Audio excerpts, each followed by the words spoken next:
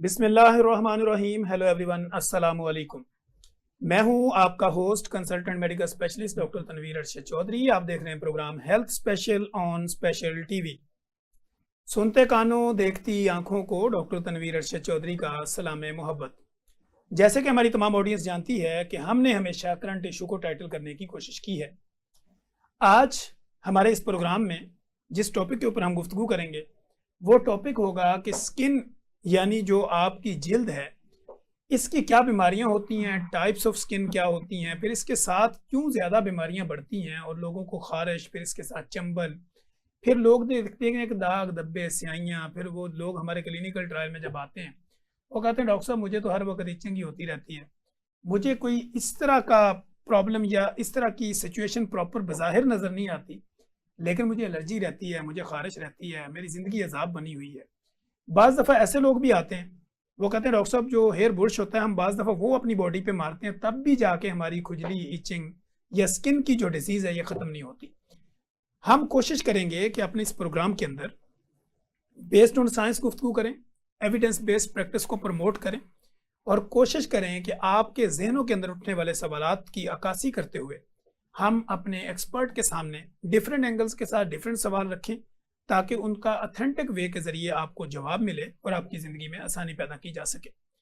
इन सारे मौज़ूआत पर गुफ्तगू करने के लिए आज मैंने अपने स्टूडियो में जिस most popular, most famous, most experience शख्सियत को दावत दे रखी है, मेरे साथ स्टूडियो में तशरीफ़ रखती हैं associate professor doctor Wajiha Saeed, जो कि डर्माटोलॉजी की एक स्पेशलिस्ट डॉक्टर भी हैं, FCPS कर रखा है और इसके साथ साथ डर्मा के अंदर डॉक्टर साहब एक वसी तजर्बा रखती हैं और इसके साथ ही जितने एस्थेटिक प्रोसीजर्स होते हैं आज के दौर के अंदर जिल्द के नाम के ऊपर जो खलवाड़ होता है उसके ऊपर बाखूबी नजर रखे हुए हैं। डॉक्टर साहब वेलकम टू द शो।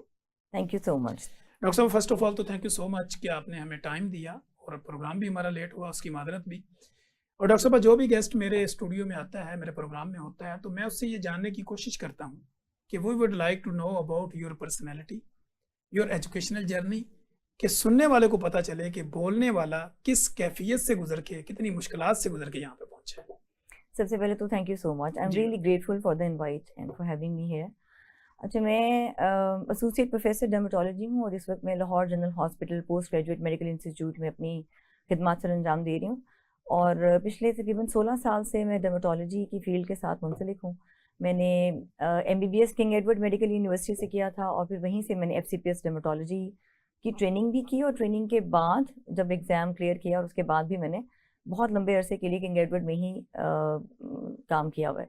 उसके अलावा मैंने और भी मुख्तलिफ जो पंजाब के मेडिकल कॉलेजेस हैं, हॉस्पिटल्स हैं, टर्शियरी केयर हॉस्पिटल्स, वहाँ पे काम किया, जिसके अंदर फैसलाबाद का DHQ hospital, Allied Hospital Faisalabad भी शामिल है। ठीक है, तो डॉक्टर साहब कैसे ये शौक पैदा हुआ कि मैंने डर्मेटोलॉजिस्ट ही बनना है? अच्छा, एज सच बहुत अर्ली से ये तो सोचा हुआ था मैंने कि मैंने डॉक्टर बनना है और स्पेशलाइज करना है, लेकिन डर्मेटोलॉजी का इस तरह से हुआ कि मेरी फैमिली में मेरे अपने जानने वाले और घर के कुछ मेंबर्स को कोई ना कोई स्किन का प्रॉब्लम हो जाता था और जब मैं उनको लिए कि जो हमारे म्यू हॉस्पिटल के जो डर्मेटोलॉजी डिपार्टमेंट में हमारे प्रोफेसर थे, सीनियर्स, उनके पास जाती थी और वो जब डायग्नोज करते थे, ठीक करते थे, तो मुझे आहिस्ता आहिस्ता उसमें इंटरेस्ट डेवलप हुआ, क्योंकि जब आप MBBS कर रहे होते हैं ना, हर फील्ड के अंदर डिफरेंट टॉपिक्स के ऊपर आपकी एक नो हाउ डेवलप हो रही होती है। डर्मेटोलॉजी बिल्कुल डिफरेंट थी और मुझे लगता था कि ये being the largest organ of the body, इसकी बीमारियां बहुत कॉमन है, तो इस वजह से फिर मैंने इसको चूज़ किया। ठीक है डॉक्टर साहब, इस सारे सफ़र में कोई मुश्किलात, कोई हर्डल्स, कोई फैमिली सपोर्टिव, किस तरह का माहौल आपने फेस किया? अच्छा, लाइफ के डिफरेंट जोन जब गुजर रहे होते हैं तो उसमें डेफिनेटली बहुत सारे हर्डल्स भी आते हैं, मुश्किलात आती हैं, लेकिन अल्हम्दुलिल्लाह आई एम ब्लेस्ड।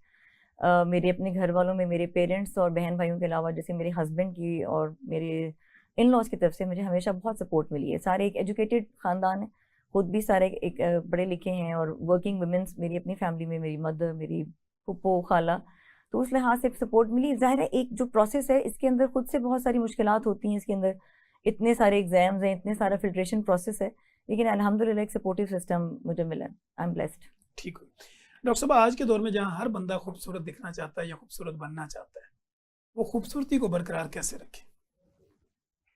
अच्छा देखिए, इस खूबसूरती को बरकरार रखने के लिए उसमें ज़ाहिरी खूबसूरती भी आती है और हमारी एक अंदरूनी खूबसूरती भी है, लेकिन ये बात मैं हमेशा अपने तकरीबन हर पेशेंट को बताती हूँ कि अच्छा दिखने के लिए भी अच्छा खाना बहुत ज़रूरी है और अच्छा हेल्दी रहने के लिए भी अच्छा खाना नंबर 1 रिक्वायरमेंट है। इस चीज़ को बदकिस्मती से हमारे बहुत सारे लोग फॉर ग्रांटेड लेते हैं। ये जुमला सुन के उनको लगता है कि अच्छा ये तो शायद ऐसी ही बात है, आगे की बात करें, हालांकि दिस इज द कोर। ठीक हो गया। अच्छा डॉक्टर साहब, दूसरा ये है कि हमारे यहाँ कॉस्मेटिक क्रीमों का बहुत ज़्यादा इस्तेमाल है। कोई नाइट क्रीम है, कोई डे क्रीम है, कोई शाम में लगानी है, कोई सुबह में लगानी है। लोग हमारे क्लिनिकल ट्रायल में आके पूछते हैं कि बगैर क्रीमों के भी स्किन को साफ रखा जा सकता है? एक तो ये कि क्रीमों का वाकई बहुत ज़्यादा ट्रेंड है। जो ये कहते हैं ना मैं कुछ नहीं लगाती, उनकी भी जब आप थोड़ा सा उनको प्रोब करें और निकलवाना शुरू करें तो वो भी 2-3 चीज़ें सुबह और इतनी शाम को बता देते हैं। अच्छा, इसके अलावा अगर क्रीमों के अलावा आप बात करें तो एक तो ये कि रूटीन में अपनी डाइट में कुछ जो हेल्दी डाइट है, इट्स अ बैलेंस डाइट, उसके ऊपर फोकस करना बहुत ज़रूरी है। और कुछ नहीं तो कम से कम इतना करें कि प्रोसेस्ड फूड को अपनी डाइट से निकालने की कोशिश करें। फ्रूट्स, अंडा, दही, ड्राई फ्रूट्स, इनका इस्तेमाल बेहतर करें और जो शुगरी फूड्स हैं ना उनको उसमें से निकालें। फिर इसके अलावा बड़ी बेसिक सी चीज़ है कि कुछ स्किन केयर रूटीन है, अगर वो फॉलो कर ली जाए, जिसमें सिर्फ ये कि दिन में 2-3 दफ़ा मॉइस्चराइज़र का इस्तेमाल है, डे टाइम पे एक सन ब्लॉक है, तो सिर्फ ये 2 चीज़ें अगर कोई मेंटेन कर रहा है और साथ में एक अच्छी हेल्दी डाइट को फॉलो कर रहा है, लाइफस्टाइल भी हेल्दी है, लाइफस्टाइल के अंदर आपके सोने जागने की एक रूटीन आ जाती है, तो उससे इन द लॉन्गर रन भी बहुत फ़ायदा होता है। और बहुत सारी वो चीज़ें जो फैमिली में रन कर रही होती हैं, जो प्रॉब्लम्स फैमिली जेनेटिक्स में है, वो भी उतनी शिद्दत से नहीं आती। मेंटेन करना स्किन को आसान हो जाता है।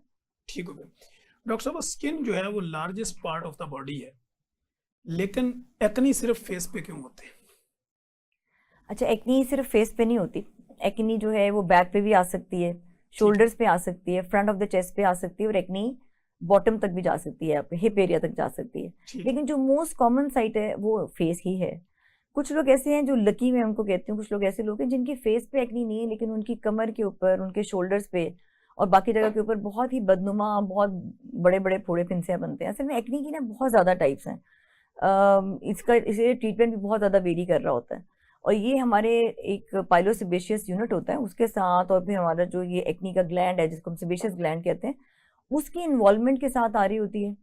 आपको ये जान के, या बाकी जो लोग, आपको तो पता ही होगा लेकिन बाकी आम लोगों के लिए, कि 90% ऑफ एडोलेसेंट्स को एक्नी होती है। यानी कि दुनिया में 90% वो लोग जो बलूगत तक पहुंचते हैं, जो प्यूबर्टी में पहुंचते हैं, उनको किसी न किसी फॉर्म की एक्नी होती है, जिसमें चाहे सिर्फ कील महासे बन रहे हैं जिसको हम ब्लैक हेड्स और वाइट हेड्स कहते हैं, कॉमिडॉन्स कहते हैं हम अपनी ज़बान में। उसके अलावा फिर दाना बनेगा, वो सुर्ख दाना हो सकता है, उसमें पस पड़ सकती है, उसके अंदर सिस्ट बन सकती है, बड़ा मोटा गढ़नुमा दाना बन सकता है। उसके बाद फिर जब एक्नी का टाइम पे इलाज ना किया जाए, फिर चेहरे के ऊपर बदनुमा दाग, धब्बे, खड्डे, गड़े, ओपन पोर्स, फिर ये आना शुरू हो जाते हैं।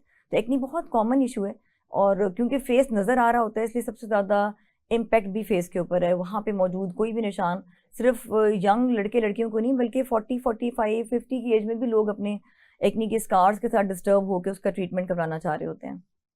ठीक हो गया। डॉक्टर साहब, हम ये जानना चाहेंगे कि एक्नी के पीछे की साइंस एक आम आदमी कैसे समझे? अच्छा, एक्नी एक तो ये कि सबसे पहले तो इसमें ना जेनेटिक फैक्टर्स होते हैं, यानी कि जिनकी अंदर टेंडेंसी है उनके अंदर एक्नी ज़्यादा आएगी। लेकिन जैसे मैंने पहले कहा, 90% एडोलेसेंट्स में एक्नी आती है।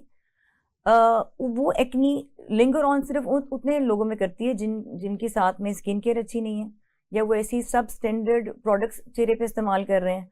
फिर डाइट अगेन बहुत इंपॉर्टेंट रोल है।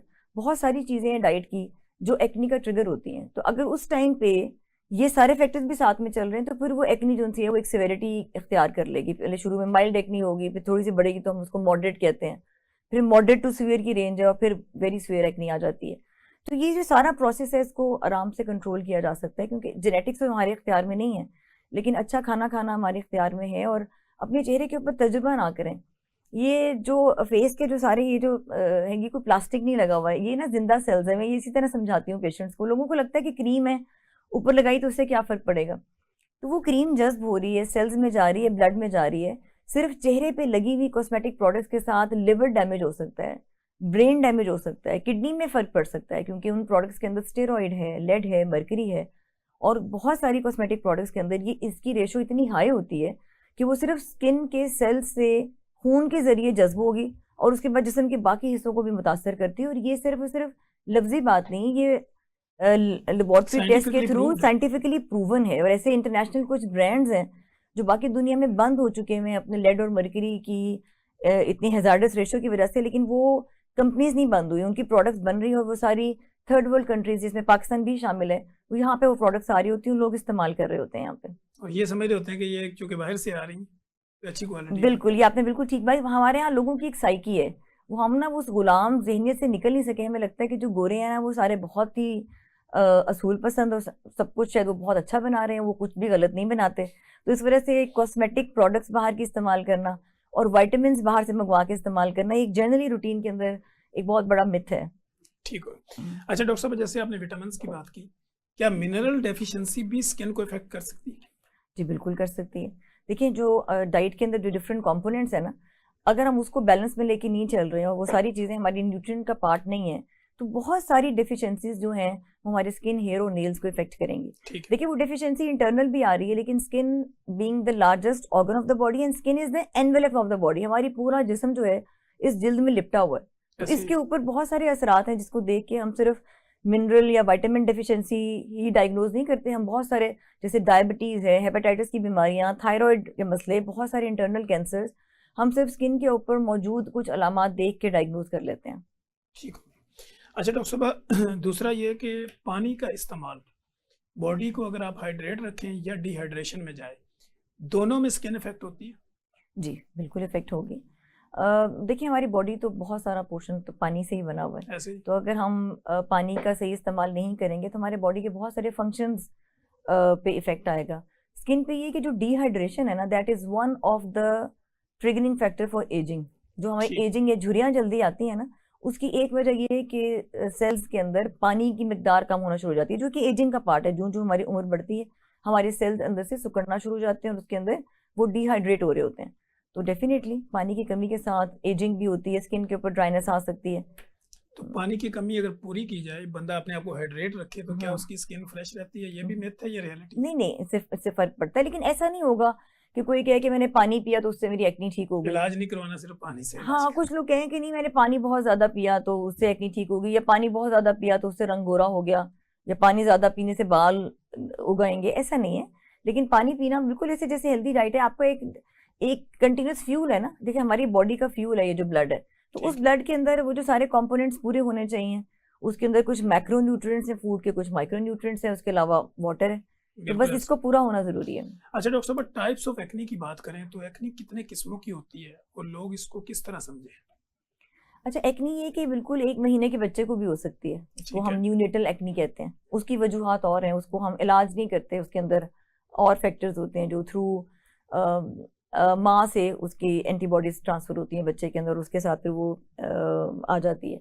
इसी तरह फिर इन्फेंटाइल एक्नी होती है, ऑक्यूपेशनल एक्नी होती है। कुछ लोगों का ऑक्यूपेशन ऐसा होता है, वो काम ऐसा कर रहे होते हैं, उस काम की वजह से उनके अंदर एक्नी आ रही होती है। ठीक है। फिर मोस्ट कॉमन वेराइटी तो एक्नी वल्गैरिस है, जो आमतौर पे प्यूबर्टी के अराउंड सेबेशियस ग्लैंड, जो ऑयल ग्लैंड है ना, उसके हाइपर एक्टिव होने की वजह से सारी फॉलिकुलर डक्ट जो सी है उसके अंदर ब्लॉकेज आती है, इन्फ्लेमेशन होती है, सोजिश पैदा होती है और बैक्टीरिया ओवर ग्रो कर होते हैं। मोस्ट कॉमन वेराइटी है एक्नी की। पैथोजेनेसिस में यही चीज़ें रहती हैं, लेकिन वो डिफरेंट एरियाज, जैसे हार्मोनल एक्नी होती है, कुछ बच्चियों को बड़ा कॉमनली ऐसा होता है, उनको मेंस्ट्रुएशन के टाइम पे हो रही होती है, ऐसे। या लेटर एज में जाके एक्नी आ रही होती है। इनके 40s में फर्स्ट टाइम एक्नी होती है, उससे पहले उनको कभी लाइफ में एक्नी नहीं हुई, लेकिन वो एडल्ट एक्नी है फिर वो ना। ठीक है, तो इसी तरह कॉस्मेटिक इंड्यूस्ड एक्नी होती है, जो सिर्फ स्टेरॉयड, लेड और मर्क्यूरी के इस्तेमाल की वजह से एक्नी आ जाती है, तो उसको हम स्टेरॉयड एक्नी कहते हैं। ठीक हो गया। डॉक्टर साहब, टाइप्स ऑफ स्किन की जब हम बात करते हैं, किसी भी डर्मेटोलॉजिस्ट के साथ बात करें तो वो कहते हैं कि टाइप्स ऑफ स्किन के हिसाब से मुझे मेडिसिन चूज करनी होती है। जी, तो लोग टाइप्स ऑफ स्किन को कैसे समझें कि कितनी टाइप्स की स्किन है, या हर बंदे की टाइप्स अलग है? अच्छा, एक तो ये कि जो टाइप्स ऑफ स्किन है ना, ये जिस तरह से कॉस्मेटिकल इंडस्ट्री ने लोगों को सिखाना शुरू किया हुआ है ना, ये इस तरह से नहीं है। हमारी किसी बुक की क्लासिफिकेशन में टाइप्स ऑफ स्किन को इस तरह से क्लासीफाई नहीं किया जाता कि ये ऑयली स्किन है, ये ड्राई स्किन है, ये नॉर्मल स्किन, ऐसे नहीं है। हर स्किन कहीं से ऑयली होती है, कहीं से ड्राई पैचेस होंगे, और कुछ जगह से उसके अंदर एक आप कह लेना कि एक नॉर्मल प्रोपोर्शन के अंदर वहाँ पे ग्लैंड्स वहाँ पे मौजूद होंगे। जो हमारी स्किन टाइप्स है ना, जिसको हम फिट्जपैट्रिक स्किन टाइप्स कहते हैं, वो 6 डिफरेंट टाइप्स हैं ठीक। जो रंगत के हिसाब से हैं, और हर रंगत के हिसाब से फेस के या स्किन के अपने कुछ फीचर्स हैं। तो वो एक लेमैन को उसको समझने की मेरा नहीं ख्याल ज़रूरत है। बस इतना समझ लें कि स्किन टाइप सिर्फ ऑयली, ड्राई और नॉर्मल नहीं है, क्योंकि ये वो कॉस्मेटिकल इंडस्ट्री ने पढ़ाना शुरू किया है इस वजह से कि लोग खुद से अपनी स्किन टाइप आइडेंटिफाई करके प्रोडक्ट्स खुद से खरीद लें, क्योंकि प्रोडक्ट्स को उन्होंने ऐसे क्लासीफाई किया हुआ है ना, जो कॉस्मेटिकल इंडस्ट्री है उसने क्लासीफाई किया हुआ है कि फेस वॉश लेना है तो ऑयली स्किन का ये है, ड्राई स्किन का ये है, सेंसिटिव स्किन का ये है, नॉर्मल स्किन का ये है, इसी तरह डिफरेंट मॉइस्चराइजर, सन ब्लॉक्स। जी बिल्कुल, ये बिल्कुल ठीक वर्ड है, ये एक मार्केटिंग गिमिक है, कि मार्केटिंग स्ट्रेटजी है, क्योंकि ओरिजिनल स्किन टाइप तो एक लेमैन को नहीं पढ़ाई जा सकती, तो वो इस तरीके से फिर वो अपनी प्रोडक्ट्स को जो है ना वो सेल कर रहे होते हैं। जी नाज़रीन, कहीं मत जाइएगा, हमारे साथ रहिएगा। यहीं पे वक्त हुआ एक ब्रेक का। ब्रेक के बाद जब हम आएंगे तो डॉक्टर साहब हमारे साथ होंगी, मजे की गुफ्तगू जारी रखेंगे। वेलकम बैक नाजरीन, आप देख रहे हैं हेल्थ स्पेशल प्रोग्राम। मैं डॉक्टर तनवीर अरशद चौधरी हूं और आज की हमारी जो खुसूसी मेहमान है associate professor doctor Wajiha Saeed, जो कि डर्मेटोलॉजिस्ट हैं और हमारे साथ मौजूद हैं। बेस्ड ऑन साइंस मुदल्लिल गुफ्तगू जारी रखे हुए हैं। प्रोग्राम के पहले हिस्से में हम बात कर रहे थे कि टाइप्स ऑफ स्किन, एक्नी और इसकी वजूहात, पानी का इस्तेमाल, खुराक और बाकी चीज़ें। अब हम इस प्रोग्राम के दूसरे हिस्से में जब गुफ्तगू का आगाज़ करेंगे तो इसमें हम कोशिश करेंगे कि आपकी खूबसूरती में मज़ीद निखार कैसे पैदा किया जा सकता है, उसकी रियलिटी क्या है और उसको किस तरह अप्रोच किया जा सकता है, और एक अच्छा डर्मेटोलॉजिस्ट ढूंढने के लिए आपको कौन सी एफर्ट करनी पड़ती है और उसका क्राइटेरिया क्या होगा। डॉक्टर साहब, जैसे कि दुनिया आजकल, मैं पहले जब भी कहता हूँ कोई ग्लास स्किन मांग रहा है, कोई कहता है चमक दमक होनी चाहिए, इसी सिलसिले में लोग डिफरेंट किस्म की जो है वो डर्मेटोलॉजिस्ट को भी ढूंढते हैं, एस्थेटिक फिजिशियन को भी ढूंढते हैं। आपके नज़दीक एक अच्छी डर्मेटोलॉजिस्ट, एक अच्छी एस्थेटिक फिजिशियन या स्किन ट्रीटमेंट वाली डॉक्टर उसको कैसे अप्रोच किया जा सकता है? अच्छा, ये बहुत अच्छा सवाल है doctor Tanveer, I am glad कि आपने ये सवाल पूछा है। अच्छा, अब इस वक्त ना हमारी फील्ड में क्वैकरी बहुत ज़्यादा है। ठीक है। बहुत सारे ऐसे लोग हैं जिन्होंने लेज़र क्लिनिक्स खोले हुए हैं और ऊपर डर्मेटोलॉजिस्ट या स्किन स्पेशलिस्ट का वर्ड लिखा हुआ है, लेकिन वो डॉक्टर भी नहीं है। ठीक है। अब ये छोटी सी एक इन्फॉर्मेशन मैं एक आसान ज़बान में आपके तवज्जुह से लोगों को दे देती हूँ। लेकिन जिसने MBBS किया है ना, उसने वो 5 साल की एक बेसिक तालीम हासिल की है, जिसके बाद वो अपने आप को डॉक्टर कहलाने का हकदार है। ठीक है। जिसने MBBS नहीं किया हुआ, वो न्यूट्रिशनिस्ट हैं, डाइटिशियंस हैं, फिजियोथेरेपिस्ट हैं, तो वो MBBS नहीं है, वो डॉक्टर नहीं है। लेकिन इस वक्त पाकिस्तान में वो सारे भी अपने नाम के साथ डॉक्टर का वर्ड यूज करते हैं। वो ऐसे नहीं करते कि डॉक्टर ऑफ फिजियोथेरेपी, वो खाली डॉक्टर का वर्ड लगाते हैं, तो एक लेमैन कंफ्यूज हो जाता है। ठीक है। एक तो MBBS हो गया, जो MBBS है वो स्पेशलिस्ट नहीं है, वो डॉक्टर हैं लेकिन वो स्पेशलाइज नहीं किया हुआ उन्होंने, उस फील्ड का मास्टर नहीं। जी, स्पेशलिस्ट वो होता है जो MBBS करने के बाद 1 साल हाउस जॉब, और उसके बाद वो जो अपनी चुनी हुई फील्ड है उसके अंदर अंदाजन रफली 5 साल, या जैसे 2 साल की MCPS होता है, 5 साल की स्पेशलाइजेशन है जो FCPS है, और MD है। अब जिसने वो 5 साल गुजारे, उसमें ऐसा नहीं कि वो सिर्फ टाइम गुजारा है, वहाँ पे मल्टीपल एग्जाम्स होते हैं, फिल्ट्रेशन प्रोसेस है, पूरी ट्रेनिंग है। उस ट्रेनिंग में से गुजर के उन रिपीटेड लातादाद एग्जाम्स को पास करके फिर एक डिग्री मिलती है, जिसके बाद वो स्पेशलिस्ट बनता है। वो स्पेशलिस्ट चाहे हार्ट का स्पेशलिस्ट है तो वो कार्डियोलॉजिस्ट है, वही हड्डियों जोड़ का है तो वो ऑर्थोपेडिक है, बच्चों का है तो पीडियाट्रिशियन है, इसी तरह जो स्किन का है उसको हम डर्मेटोलॉजिस्ट कहते हैं। तो अगर कोई MBBS अपने नाम के साथ डर्मेटोलॉजिस्ट लिखे तो ये गलत बात होगी। हाँ, जो MBBS है एथिकली भी ठीक नहीं है, देखिए वो शुरुआत ही गलत होगी ना। हाँ, लेकिन जो MBBS हैं वो भी एस्थेटिक फिजिशियन के नाम से प्रैक्टिस कर रहे हैं। अगर उन्होंने 1 या 2 साल के लिए किसी मुस्तनद क्वालिफाइड डर्मेटोलॉजिस्ट के साथ ट्रेनिंग कर ली है, तो फिर वो इसको as a aesthetic physician practice कर सकते हैं, यानी कि वो एस्थेटिक्स के ट्रीटमेंट कर सकते हैं। लेकिन अगर सिर्फ किसी ने 2 या 3 दिन की ट्रेनिंग की है या 2-3 महीने का कहीं से वो डिप्लोमा किया है, तो तब भी वो स्पेशलिस्ट नहीं है। तो एक तो इस चीज़ को अंडरस्टैंड करें, क्योंकि बहुत सारे लोग इस वजह से भी डैमेज का शिकार हो रहे हैं, क्योंकि उनको ये बात पता नहीं है। हालांकि ये गूगल के ऊपर 2 मिनट लगता है। अगर ये सर्च आपने करनी है ना, आप अपने घर में बैठे बैठे कि मैंने एक किसी भी क्वालिफाइड स्पेशलिस्ट को चेक करवाना है किसी भी फील्ड का, चाहे वो डर्मेटोलॉजिस्ट है, तो ये गूगल भी आपको बता सकता है कि अच्छा, पाकिस्तान में रहते हुए MBBS के बाद FCPS हाईएस्ट क्वालिफिकेशन है, MD हाईएस्ट क्वालिफिकेशन, और उसके बाद फिर MCPS है। तो ये स्पेशलाइजेशन डिग्रीज है। अगर ये किसी भी डॉक्टर के नाम के साथ लिखी हुई है तो आप बेधड़क तसल्ली से उनके पास जा सकते हैं। ठीक हो गया। डॉक्टर साहब, डार्क सर्कल क्यों होते हैं और इनका इलाज कैसे मुमकिन है? अच्छा, जो भी पिगमेंट वाली चीज़ें होती हैं ना स्किन की, वो थोड़ा टाइम टेकिंग होती हैं। जो डार्क सर्कल्स हैं, इसकी सबसे इंपॉर्टेंट वजह तो ये है कि ये जेनेटिक इनहेरिटेड होते हैं, फैमिलीज में रन कर रहे होते हैं। अब फैमिली में रन करने का मतलब भी बहुत सारे लोग ऐसे लेते हैं कि अच्छा मेरी अम्मी अबू को नहीं है। जो फैमिली है ना, वो बेसिकली जो हम जेनेटिक्स में जब डिस्कस कर रहे होते हैं, तो पेरेंट्स के पेरेंट्स और पेरेंट्स के बहन भाई, मतलब वो जो शख्स या खातून या मर्द जो भी डार्क सर्कल्स के लिए आए हैं, तो उनके वालिदैन उनके जो बाकी उनके चचा, मामू, फूफू, खाला, ताया, कजन्स और इसी तरह उनके जो ग्रैंड पेरेंट्स हैं, ये सारा जो है ना ये जेनेटिक्स में आता है। उसमें चाहे हम स्किन के कलर की बात करें, डार्क सर्कल्स की बात करें, बालों के झड़ने की बात करें, मिलाज्मा, पिगमेंटेशन या कोई भी और जिसमें ये चीज़ें आ रही होती हैं। तो एक तो सबसे कॉमन वजह तो ये कि वो जेनेटिक्स होते हैं, इनहेरिटेड चल रहे होते हैं, और जिनके इनहेरिटेड हैं उनके अंदर फिर उसमें मुस्तकिल जाना मुश्किल हो जाता है।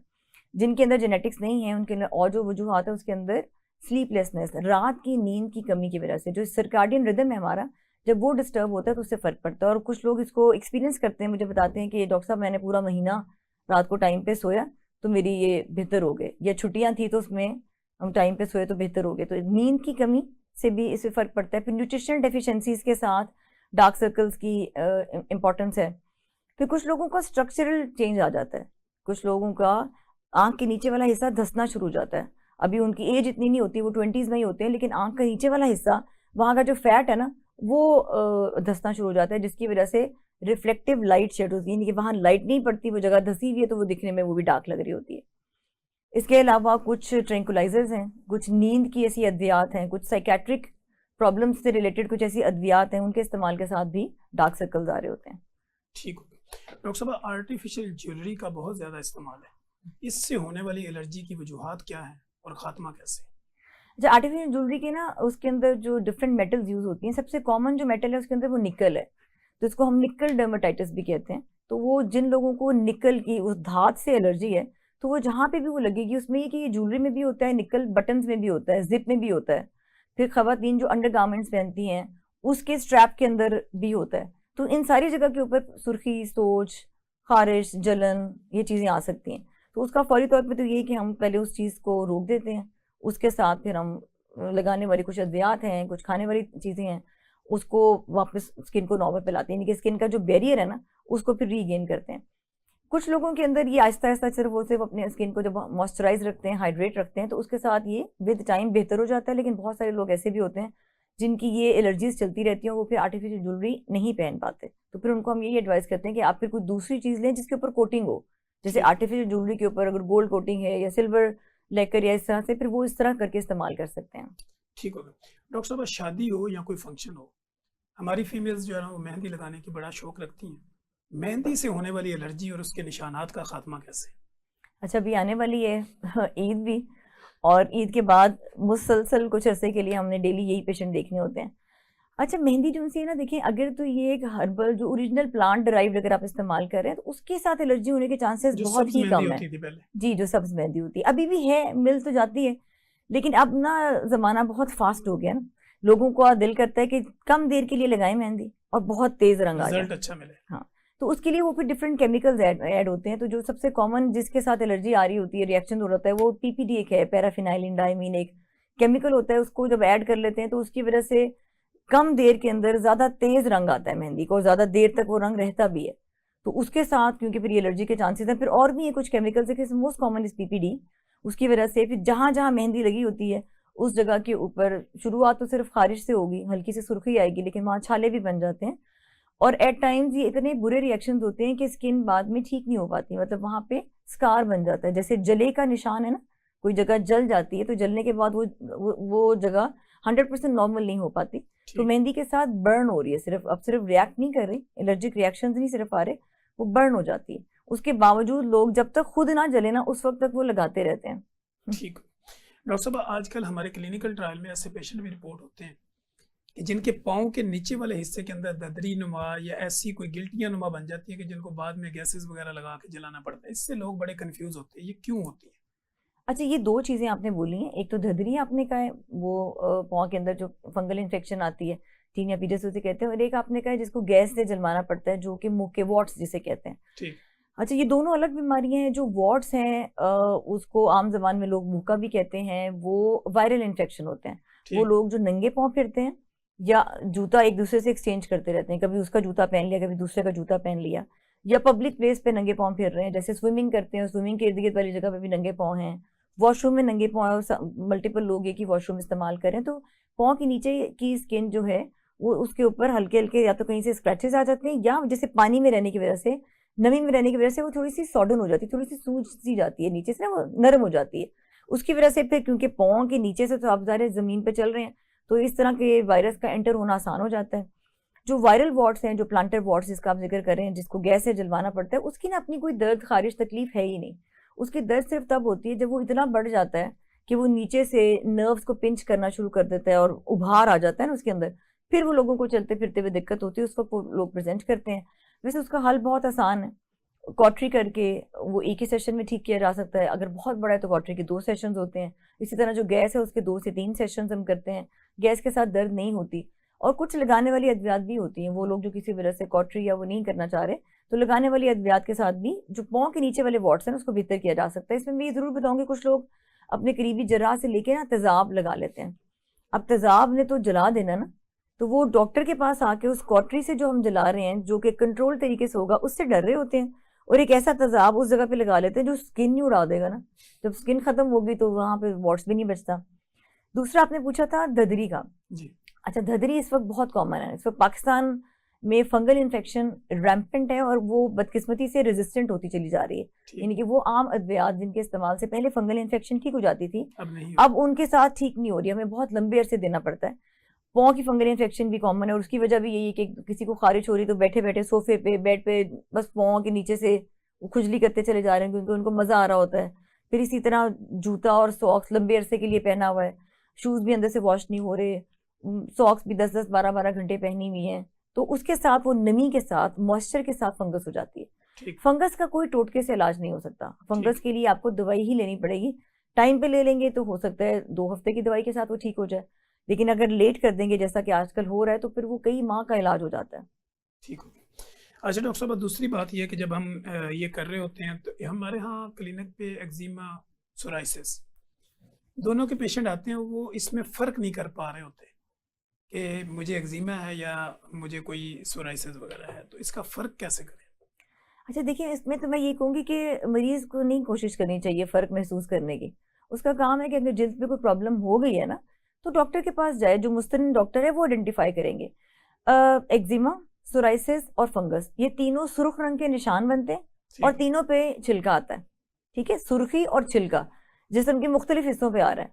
वो चंबल भी हो सकती है जिसको हम एक्जिमा कहते हैं, वो फंगस भी हो सकती है जो कि धदरी है, और उसके अलावा वो सोराइसिस भी हो सकती है, लेकिन इनका इलाज डिफरेंट है। इन तीनों पे अगर आप स्टेरॉइड लगा लेंगे, जो कि आमतौर पर लोग मेडिकल स्टोर पे खड़े हुए हजरात से मशवरा करके, या घर में कुछ लोगों ने इतने पोटेंट स्टेरॉइड्स घर में रखे हुए होते हैं, जब भी वो लगाएंगे तो सुर्खी भी बैठ जाएगी, खुश्की भी बैठ जाएगी, चाहे वो एक्जिमा की थी, चाहे वो सोराइसिस की थी, चाहे वो फंगस की थी। लेकिन इनका इलाज असल में अलग अलग है। तो थोड़ी देर के लिए वक्ती तौर पे बिठाने के लिए तो स्टेरॉइड एक हल है, लेकिन वो फिर आगे चल के, जैसे खासतौर पे फंगल इन्फेक्शन है, अब उसके ऊपर जो लोगों का इतना हज़ारों रुपया खर्च हो रहा है, क्योंकि वो खुद से तो जाएगी नहीं, फंगस तो ठीक हो ही नहीं सकती, तो फिर उसके लिए इसका इलाज बहुत लंबा करना पड़ता है, क्योंकि स्टेरॉइड लगाने की वजह से वो फंगस अपनी हैयत चेंज कर लेता है, उसके अंदर एक जीनोमिक चेंज आ जाता है और फिर वो एक, आप समझे कि वो रेजिस्टेंट स्टबन किस्म की फंगस बन जाती है। इसी तरह सोराइसिस है, उसका भी अगर शुरू में हम आ रहे हैं मरीज हमारे पास, तो वो हमने उसके साथ असेस करना होता है। सोराइसिस जो है वो जिल्द के साथ साथ सर के बालों को, नाखूनों को और जोड़ों को भी अपनी लपेट में ले सकता है। तो वो ऐसी बीमारी जो कि मेटाबॉलिक डिजीज है। अब सोराइसिस को हम स्किन की डिजीज नहीं कहते, psoriasis is a metabolic disease. इसके साथ इंटरनल इतनी सारी बीमारियों की एसोसिएशन है कि अगर इसको आप टाइमली कंट्रोल कर दें तो फ्यूचर में आने वाली जो जोड़ों की एक तकलीफ दे बीमारी है उससे भी आप बच जाएंगे, नाखून भी तबाह नहीं होंगे और बाकी बीमारी को भी मतलब जल्दी कंट्रोल किया जा सकता है, अगर सिर्फ और सिर्फ इसके ऊपर खुद से समझने और खुद से इसका इलाज करने की कोशिश ना की जाए। Thank you so much madam, आपके साथ गुफ्तगू करने का बहुत मज़ा आया और हमने बेशुमार सवालात को डिफरेंट एंगल्स के साथ आपके सामने रखा और एक लेमैन की लैंग्वेज को भी सामने रखा, ताकि पता चले कि हमारा असल जो पर्पज़ है वो लोगों को वेल अवेयर करना है। हमारे पास आखिरी 1-1.5 मिनट है, इसमें हम देखेंगे associate professor doctor Wajiha Saeed का पब्लिक के नाम क्या पैगाम और पब्लिक आपसे कांटेक्ट कैसे करें। Thank you so much. पहले तो मैं बहुत शुक्रिया अदा करूँगी आपका, जिस विजन और जिस मिशन के साथ आप लेके चल रहे हैं इस आजकल के एक नफसा नफसी और एक सेल्फिश दौर में, तो आप ख़ास तौर पे ऑथेंटिक हेल्थ से रिलेटेड इन्फॉर्मेशन लोगों तक पहुंचाने की कोशिश कर रहे हैं। अल्लाह ताला इसमें आपको और कामयाब करें और मेरी बहुत सारी मुबारकबाद एक सक्सेसफुल प्रोग्राम को रन करने के सिलसिले में। अच्छा, मैं एक तो ये कि एक जो पैगाम मैंने देना है लोगों को वो तो यही कि जब भी हेल्थ जो है ना, ये हमारे ना, इसका हमें ख्याल रखना, अपने जिस्म का, अपनी सेहत का ख्याल रखना, ये हम पे फ़र्ज़ है। ये जो जान है ना, ये अल्लाह ताला ने हमें एक अमानत दी हुई है, उसके साथ हमें कोई भी कोताही नहीं करनी चाहिए। जो भी बीमारी है उसका इलाज करा लें। और इसमें मैं एक जुमला करूँगी कि जैसे क्योंकि हम एक मुसलमान मुल्क से ताल्लुक़ है हमारा, इलाज कराना सुन्नत है। तो घर में टोटका करके या बगैर डॉक्टर के पास गए हुए किसी बीमारी को कंट्रोल करने की कोशिश करके हम एक ये छोटी सी सुन्नत का मौका भी गंवा रहे हैं। दूसरा, हम बहुत सारे अपने साथ नुकसान भी कर सकते हैं। तो एक तो ये कि मुस्तनिन डॉक्टर के पास जाएं, जिस भी चीज़ का मसला है उसके मुस्तनिन डॉक्टर से जाके उसका इलाज करें। सेल्फ मेडिकेशन करने की कोशिश ना करें। खुद से जैसे गूगलोपैथी करके खुद से अपनी गूगल से अपनी बीमारी को जानने की कोशिश करना, उसकी तशखीस करना और उसका इलाज करने की कोशिश में वक्त भी ज़ाया हो जाता है, पैसे भी ज़ाया हो जाते हैं, और कभी कभी आपकी जो बीमारी है वो इतनी बढ़ जाती है कि वो मुकम्मल तौर पे ठीक नहीं हो पाती। नंबर 2, जो दूसरा मैं मशवरा दूंगी वो ये कि अपनी ग़िज़ा के ऊपर तवज्जो दें। बहुत सारे जो दुनिया के मुल्क हैं जिनका हम जिक्र करते हैं, जैसे अभी कोरियन ग्लास स्किन, क्योंकि मेरी फील्ड डर्मेटोलॉजी, अगर हम उसका जिक्र करते हैं तो आप ज़रा देखें कि चाइनीज़, कोरियंस, जापानीज़, यूरोपियंस, इनकी डाइट कैसी है, इनकी खुराक कैसी है। तो अगर आपकी खुराक अच्छी होगी तभी आप इनकी इस तरह की प्रोडक्ट्स इस्तेमाल करके फ़ायदा मिल सकता है आपको। मुझसे रब्ता करने के लिए मैं इस वक्त लाहौर जनरल हॉस्पिटल में एसोसिएट प्रोफेसर डर्मेटोलॉजी हूँ, वहाँ पे आ सकते हैं। उसके अलावा मेरा प्राइवेट क्लिनिक जो मैं पिछले तकरीबन 15 साल से ज़्यादा हो गया है, मैं कैबलरी ग्राउंड लाहौर में enhance by doctor Wajiha Saeed के नाम से मैं क्लिनिक करती हूँ। और enhance by doctor Wajiha Saeed के नाम से ही यूट्यूब के ऊपर मेरा एक चैनल है जिसके ऊपर मैं आगाही मैसेजेस रिकॉर्ड कराती हूँ। डिफरेंट डिजीज़ के ऊपर अवेयरनेस वीडियोस मौजूद हैं, और बाकी के सारे जो सोशल मीडिया प्लेटफॉर्म्स हैं वहाँ पे भी मैं इस नाम से अवेलेबल हूँ। Thank you so much doctor साहबा। नाज़रीन, आपने देखा डॉक्टर साहबा ने एक कंप्लीट डिटेल आपके साथ शेयर कर दी। किसी भी तरह का अगर कोई आप हमारे प्रोग्राम से मुतल्लिका कोई भी आप हमें गाइड करना चाह रहे हो, कमेंट बॉक्स में आइए, नेगेटिव लिखें या पॉजिटिव लिखें, लेकिन ज़रूर लिखें। जब आप लिखते हैं हमें अपनी इस्लाह का मौका मिलता है, हमारी रीच बढ़ती है, और हम दोबारा कोशिश करेंगे कि एक नए गेस्ट के साथ, एक नए सवाल जो आपके साथ दोबारा हाजिर हों। मुझे associate professor doctor Wajiha Saeed और मेरी प्रोडक्शन टीम को इजाज़त दीजिए। हम दोबारा एक नए गेस्ट के साथ दोबारा हाजिर होंगे, तब तक के लिए इजाज़त दीजिए। अल्लाह हाफिज़।